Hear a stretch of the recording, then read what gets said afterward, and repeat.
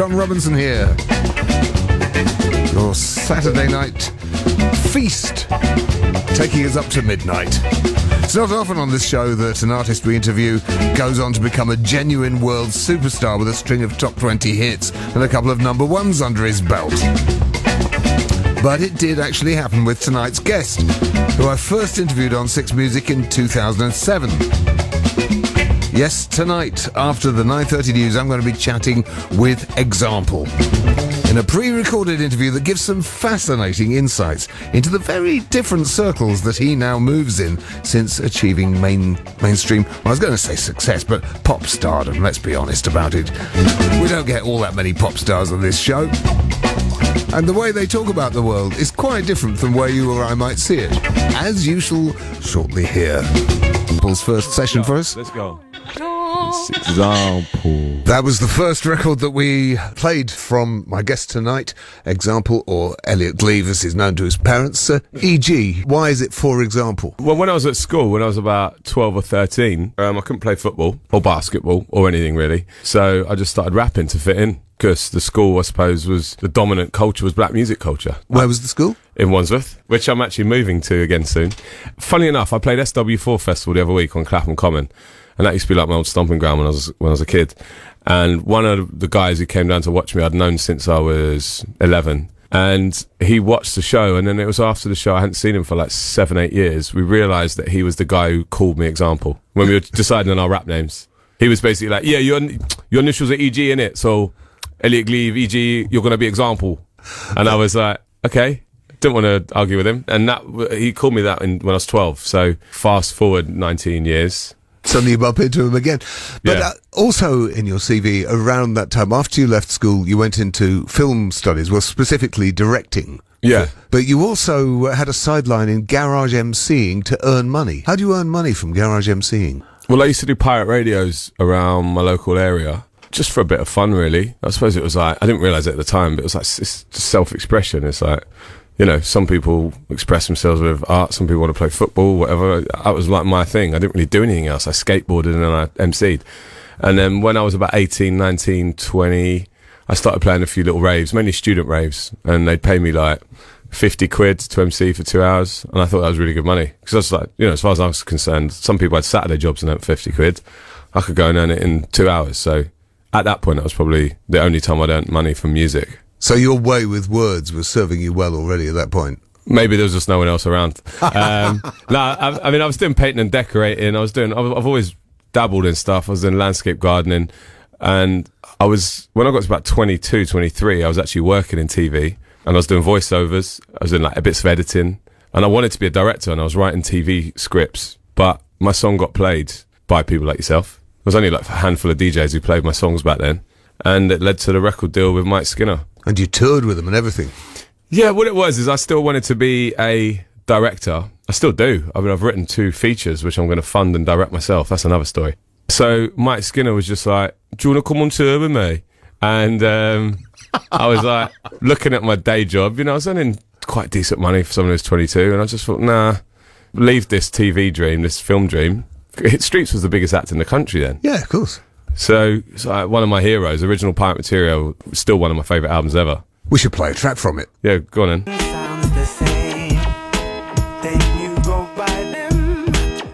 That was such a revolutionary record when that arrived. Yeah. 2002, we'd just gone on air at Six Music, and we'd never heard anything like it. It was revolutionary. I mean, at the time, I was into different genres of music, and that came along, and I was just like, what is this? Because I remember in the 90s, when I was a kid, you had to be into one thing or the other. It was like, you was either a hip-hop kid or a garage kid or a jungle kid or the metal kids, and everyone dressed accordingly. It's not like nowadays where people are fans of everything and they do it and dress what they like and talk how they like. Back then, the sort of music you listened to kind of could decide what clothes you wore and how you spoke. It's a complete identifier. Yeah. But then Mike came along and he sort of dressed like a chav, you know, Reebok Classics, Fred Perry, skinhead, but he talked about stuff you knew, but then it was like funk, soul, ska, punk, garage, broken beat, hip hop, but in the most unique voice anyone's ever heard. And it was when I'd heard him that I thought maybe there's a chance I could actually make a living out of music, because up until then I was like, no UK rapper's ever going to make it, let alone a UK white rapper. Yeah. So even though I'm not rapping as much now, I suppose the way he evolved and started singing and doing bits and bobs, I've now evolved into producing more than I ever did before. And I'm now on my fifth album, finally doing bits of spoken word, which is probably closer to what he started off doing than what I started off doing. The other thing that got you really noticed once you'd signed to his label was the Lily Allen parody. Yeah, the Lily Allen parody was huge for me because it was the first time I was on the Radio 1 breakfast show. Chris Moores discovered it and played Lily Allen's version, my version, and then he did his own version called Silly Allen. And we shot a video for it as well with sock puppets. And it was all really kind of homemade and all over the place back then. But that's great. I remember you're walking down the street. You suddenly take your shoes off inexplicably, and put a sock off your on my socks. hand. Yeah, and I start talking to this ex-bird with a sock on my hand rather than anyway. Yeah, that was kind of weird, and I suppose it was kind of a very hip hop thing to do, to bootleg something and do your own version. What was weird because I remember at the time, you know, Zane Lowe was playing me, Pete Tong was playing me, and they were like, "Example's never going to be on the playlist. We don't like this artist." Apart from like little did they know. No, but I mean, a few specialists. I mean, things can always change, but a few specialists were supporting me, and then Chris Moores played it, and then obviously it wasn't until I came back with the second record that things really started kicking off. There we go. Okay, thanks for that. How long since you last heard that? Maybe 5 years, 4 or 5 years. You don't listen to your own stuff?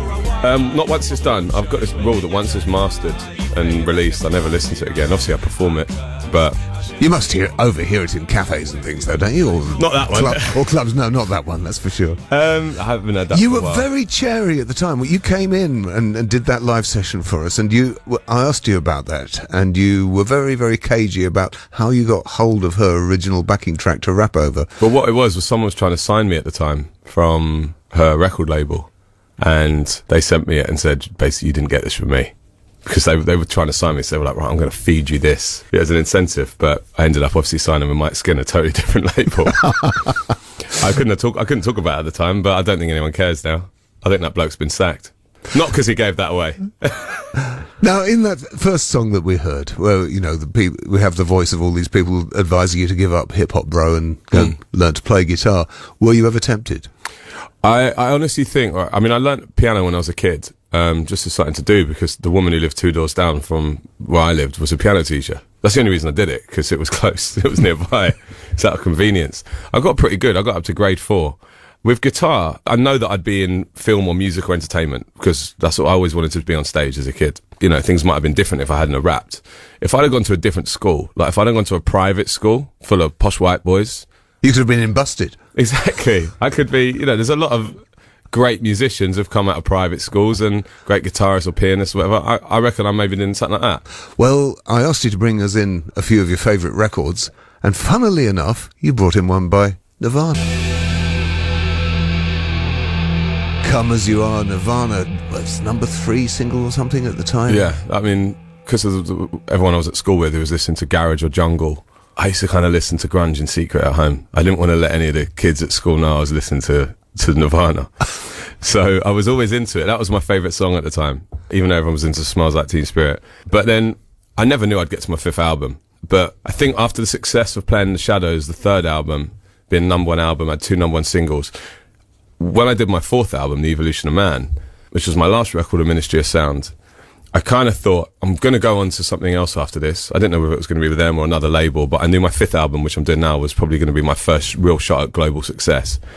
So my 4th record, I thought, I'm going to go and do something which I'll probably never be allowed to do again. My 4th record, The Evolution of Man, and got Graham Coxon in, he played on 4 tracks. I said, right, I'm going to do a prog rock song, I'm going to do a grunge song, I'm going to do a metal song, I'm going to do all these different types of rock songs, but produced by the world's biggest electronic DJs. And at the time, it was really greatly received by the critics and the media. And it was two number 2 singles on there. And I think the album's done 100,000 copies, so not as well as the one before that. But it's my favourite record I've ever made. And I honestly think I made that record for the teenage me. It's sort of 15 years after I first heard Nirvana. Okay, well, I was going to go chronologically on this interview, but we may as well follow the conversation where it leads us. Let's go to that album, Evolution of Man. What should we play from it? There's 2 records on there which are most in keeping with what we were just talking about. There was one called Crying Out for Help, which kind of felt like a bit like a Soundgarden track. But Blood from a Stone's my favourite. It was Coxon on guitar, and Zane Lowe actually produced the track. But that, for me, is my favourite post-punk, post-grunge, post-metal electronic take on music.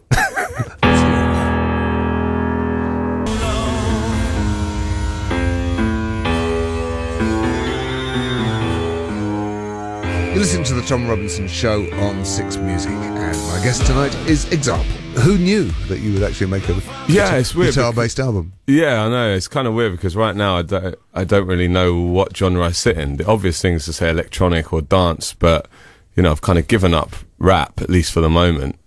And I'm just trying to focus on helping my singing voice shine, because I was struggling over the last few records because a lot of the time I was just sent a beat and I was trying to sing in that key. And I've kind of realised now that because I'm not a trained singer and I've got such a deep voice, that there's only certain keys that my voice works well in. So what I'm doing now is, because I'm producing everything on this fifth album from scratch, is I'm starting with guitar riffs or piano riffs or synth riffs. And then, like, as I go to sing, I'm like, oh, no, let's take that down the semitone, let's take it down a tone. And then with, like, basically everything I've done has always gone down 4, 5 or 6 tones. And then it becomes a comfortable singing voice for me.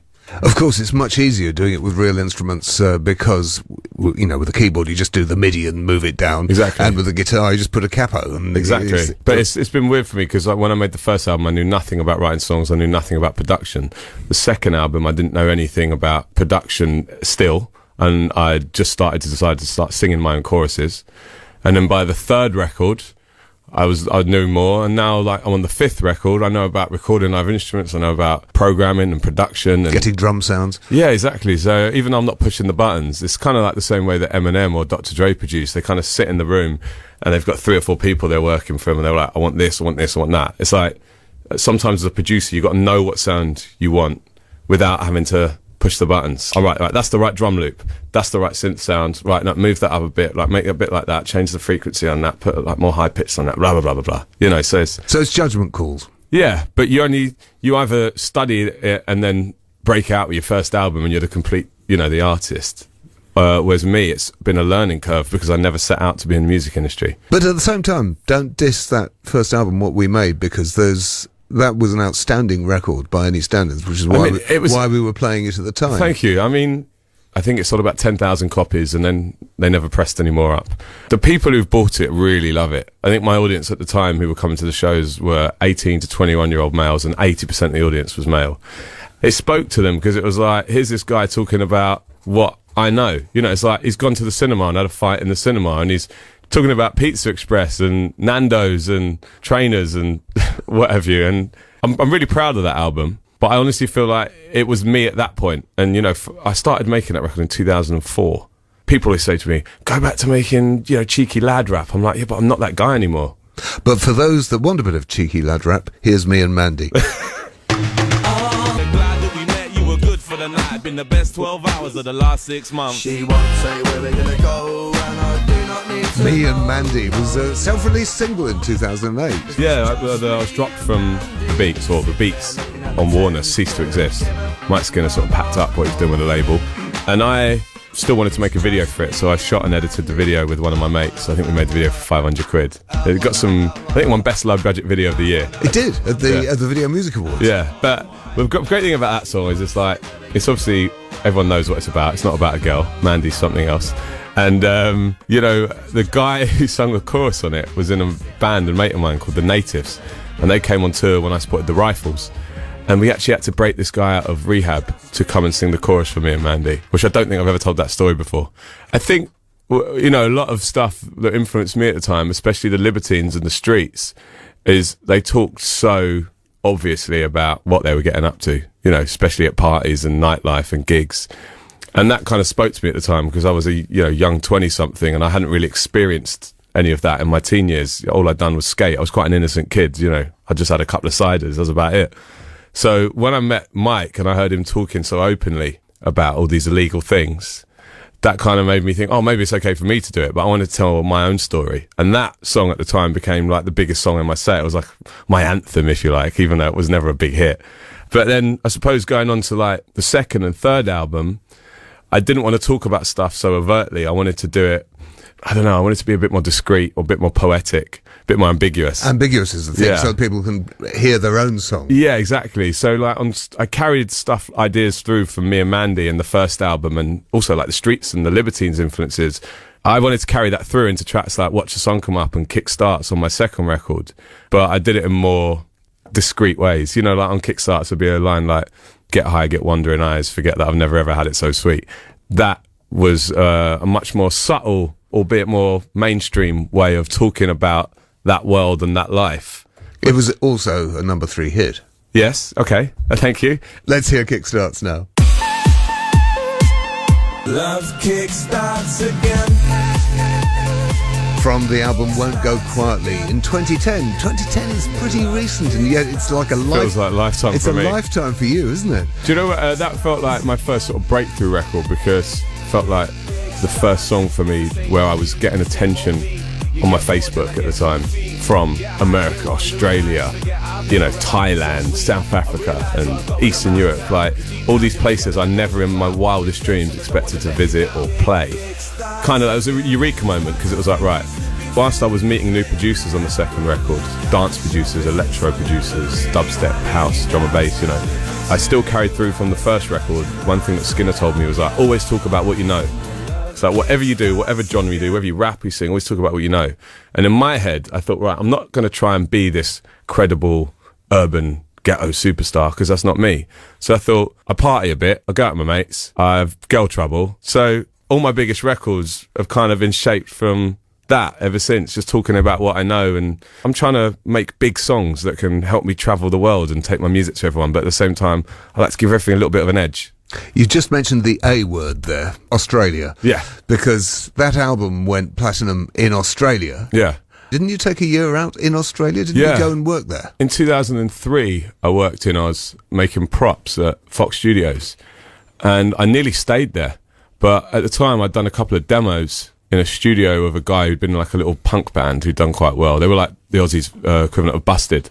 And he was like, I did some demos, and he was like, man, when you get home, like, you should release this stuff. It's amazing. Just taking a little kind of body swerve here with Australia, Yeah. you ended up getting married there. Yeah, I got married this summer, in May, to my wife, obviously. Mrs. Example. Mrs. Example Navies, former Miss Australia. I walked into the studio, she was interviewing me, and the moment I walked in, I just nudged my manager. I was like, she is unbelievable. And he was like, she is way out of your league. I was like, nah. And then after the interview, I was like, I'm going to marry her. I spent about half an hour with her. I was like, I'm going to marry her. My manager was like, no, you're not. But I knew. And she said she knew as well, which is nice. That's fantastic. What She year- didn't even know who I was. Like, she just said I was the cheekiest person who'd ever come into an interview. What year was this? This was 2011. And if you hadn't had that breakthrough success in Australia, you'd never have met her. Yeah, that's the thing is, after you play festivals in the UK, most people I've spoken to, like when I've spoken to Dizzy Rascal, I've been like, Diz, where's the best place to go? Because he was like, mate, you got to get out to Australia. I was like, really? He was like, mate, the girls, like the crowds at the festival scene. So I was always like, right, once you've done England, do Australia. So then later that year, in 2011, I got to finally go there. And yeah, obviously met my future wife. I'm going to move there one day. My mum and dad live there. My sister lives there. Obviously, my wife's family will live there. It is God's own country, isn't it? And I've had a number 1 in Oz as well, my song with Calvin. I mean, when I release a song, I don't necessarily care about whether it's number 1 or not. But the two countries I care about whether it does well are the UK and Australia. We'll be coming back for you one day. We'll be coming back for you one day. You're listening to Six Music. It's Tom Robinson here. My guest tonight is Example. I mentioned earlier on that you'd brought in some records for us to share in the course of this chat.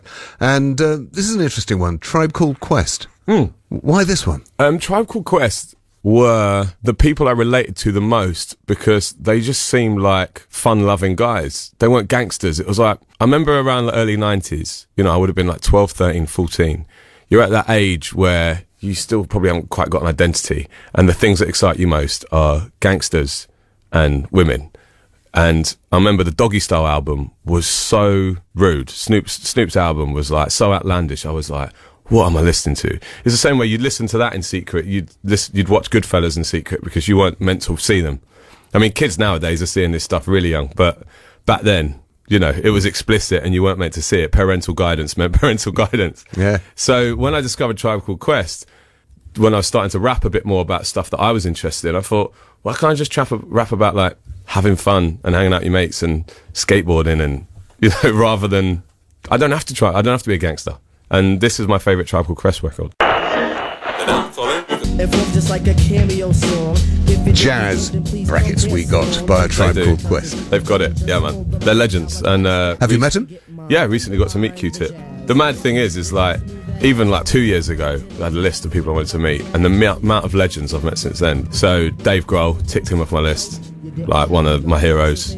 Met him, chatted to him for 20 minutes, amazing. Jay-Z, amazing. Kanye West, amazing. Josh Homme.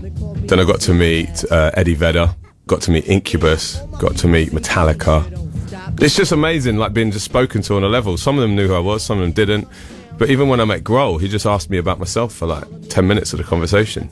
I met Tom Petty on a flight randomly, and he didn't know who I was, but he said I looked like a musician. It's interesting because, I mean, most people become musicians because they're fans. Yeah. So they never lose that. No. So they're as keen to meet you as you are to meet them. Do you know my favourite people probably are like, I think early 2000s, would have been 2004 or 5, can't remember. I went to see Kasabian and they were instantly in my favourite band because they were just lads. So then I'd seen them about 7 or 8 times since then. And then recently just got to be mates with them. And then you just realise that people just look, even if they're not fans of your music, they're just fans of you as a person, or they've got respect for you because you're up on the same stage with them. And then last year I supported Prodigy in Czech Republic. I went on to like 40,000 people. And then, you know, I had a few beers with Liam Howlett afterwards. And you're like, what? And then obviously Graham Coxon playing on the last album. I mean, anyway, the list goes on. But I'm just still basically the biggest fan. Like, I don't even see myself as a musician sometimes. I just see myself as a fan, like meeting these people. Prodigy, were they a big influence in terms of the way your sound developed? The thing with Prodigy is like, I never really knew what any of their songs were about. Maybe they didn't either, because some of the lyrics and titles are so mad. I suppose it's just about a feeling, isn't it? Whereas all my stuff's usually really quite obvious what it's about. Well, it was early on, but as you was. say, you toned it down a bit. Away, yeah. You toned it down a bit. Because I only ever spoke about what I knew. I spoke about my personal life. I suppose like Skinner, Lily Allen, Amy Winehouse, you know, their biggest songs were just about what they were going through at the time. My records now, my 5th album in particular, this isn't very personal at all. There's like 2 songs on there which are about my wife, and the rest of the album is about loads of different characters I've met over like the last 10 years in the music industry. Well, before we move on to that first number one that kind of really put you into the next league up, let's play something from Prodigy. Let's play Breathe. I mean, it's probably the most famous song, I'd say, other than Firestarter, but it's my favourite.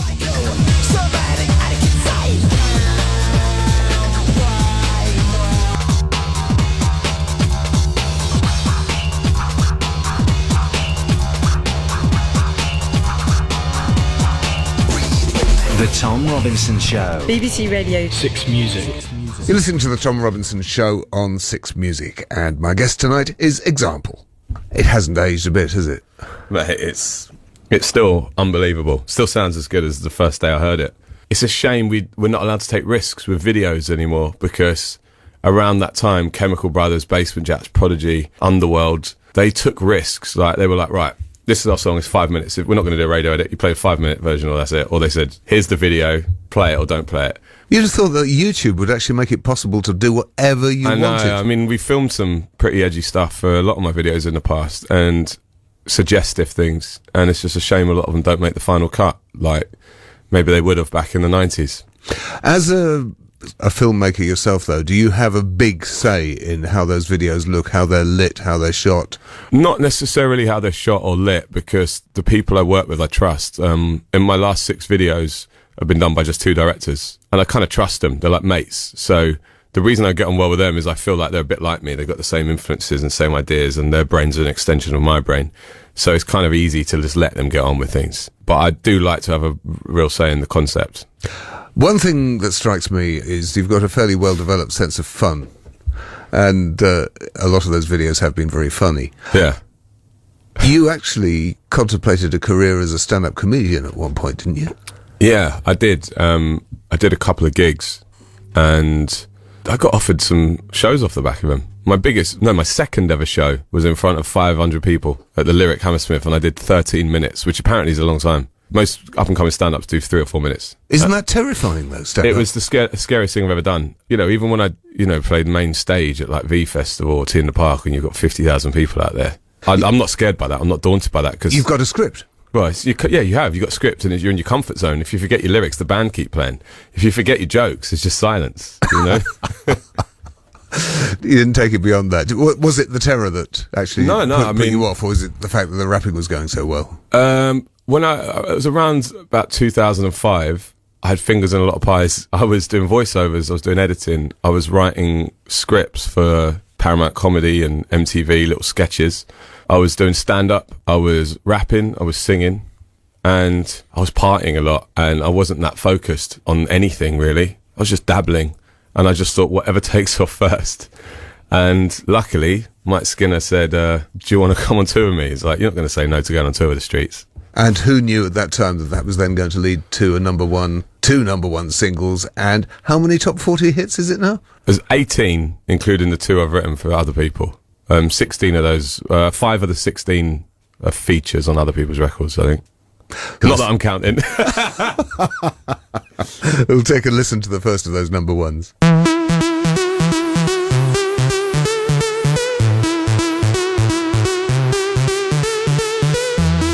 never been afraid of the highest high.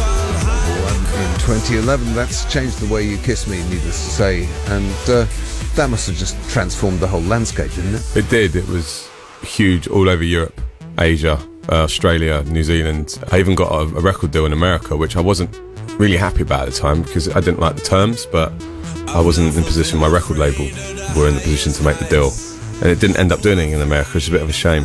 But I'm still dining out off of that now. The weirdest thing is when I wrote that, I didn't say, right, let's try and make a big song. I just wrote the first thing that came in my head.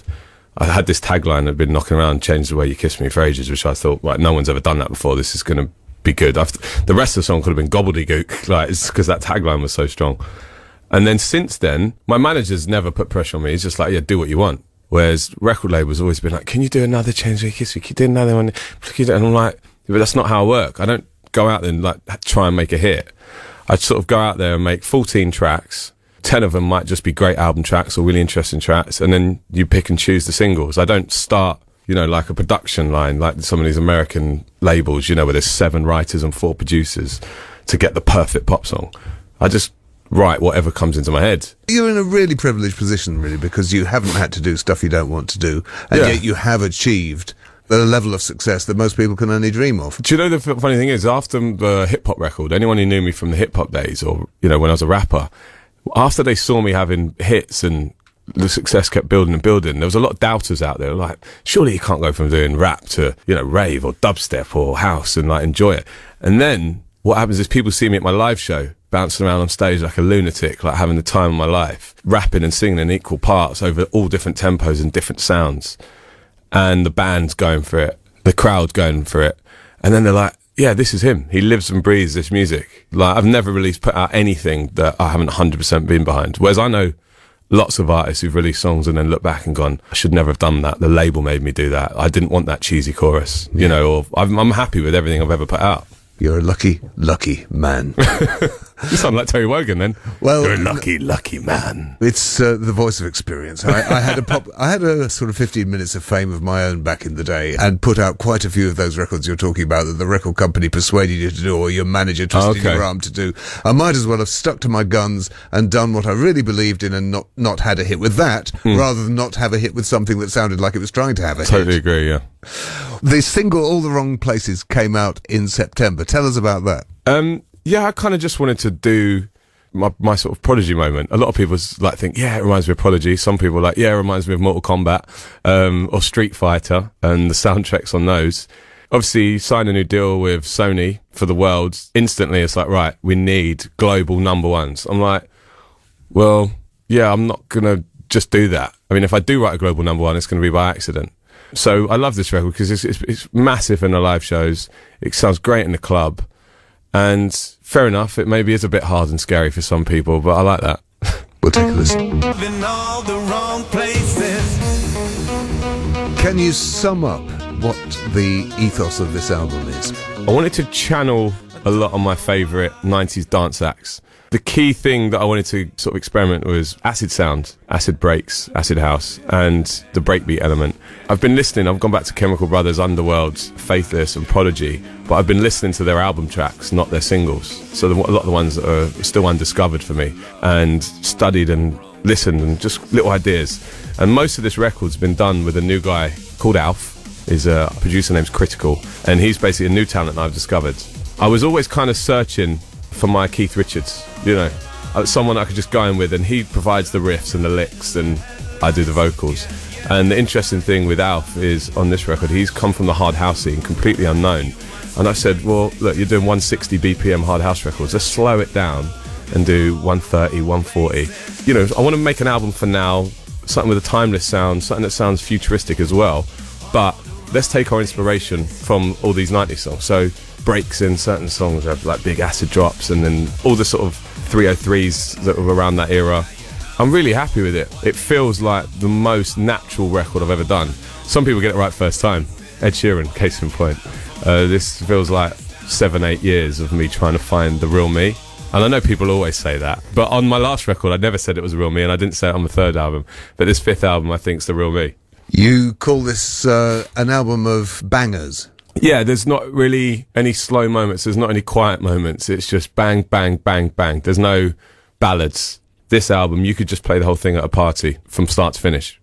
Now you're actually in the middle of making it. We're recording this in September. So we don't know what the next single is. It hasn't even been recorded yet. Well, it might have been recorded, but the interesting thing about working with something like Sony now is like, because there's people who are experienced from all over the world, they're like, I'm not sure if this is going to work in America, or this might not work in Germany. I say, this is a single, it's just a good song, let's just put it out. Elliot, thank you so much for coming in and spending time with us. It's been great to catch up. Thank you.